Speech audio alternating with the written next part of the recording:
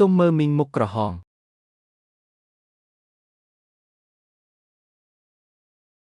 អាវក្រហមមីងកំពុងធ្វើអ្វីហ្នឹង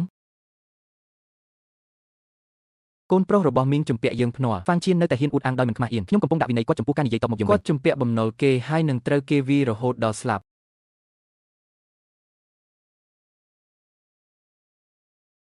មិនថាមានរឿងអ្វីកើតឡើងទេតើបុរសម្នាក់សមនឹងនៅជាមួយគាត់ទេការចរចារបស់យើងគឺអំពីថាតើអត់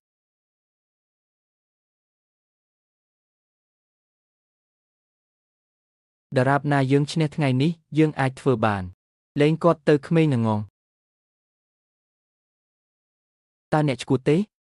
ប្រសិនបើអ្នកអាចយកឈ្នះខ្ញុំបានយើងនឹងដោះស្រាយកាន់និមន្តរបស់យើងជាស្ថាពរបើមិនដូច្នោះទេខ្ញុំនឹងធ្វើឲ្យអ្នកទៅរកឧត្តមសេនីយ៍របស់ខ្ញុំរដ្ឋាភិបាលយោធាបានធ្វើឲ្យខ្ញុំក្លាយជាទីសកលលៀងជើងរបស់ពួកគេខ្ញុំពិតជានឹងបង្រៀនអ្នកនៅមេរៀនមួយចោលឲ្យធម្មជាតិបះបោររបស់អ្នកធ្វើឲ្យអ្នកក្មេងប្រុសតូចម្នាក់នេះយល់ពីពិភពលោកបែបណាដែលយើងរស់នៅឥឡូវនេះ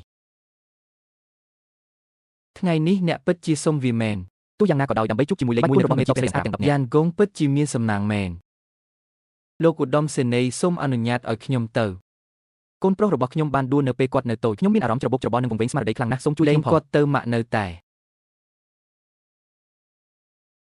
មនុស្សល្ងងនោះល្អឥតខ្ចោះដើម្បីយកមកវិញទុកឲ្យរឿងទូទៅនេះលេងមួយរយៈសិនហេតុអ្វីបានជាត្រូវប្រើអាវុធដើម្បីដោះស្រាយសម្រាមឧត្តមសេនីយ៍យ៉ានបើអ្នកចង់សម្លាប់ខ្ញុំចូលសម្លាប់ខ្ញុំទៅហេតុអ្វីបានជាអ្នកនៅគ្រប់ទីកន្លែង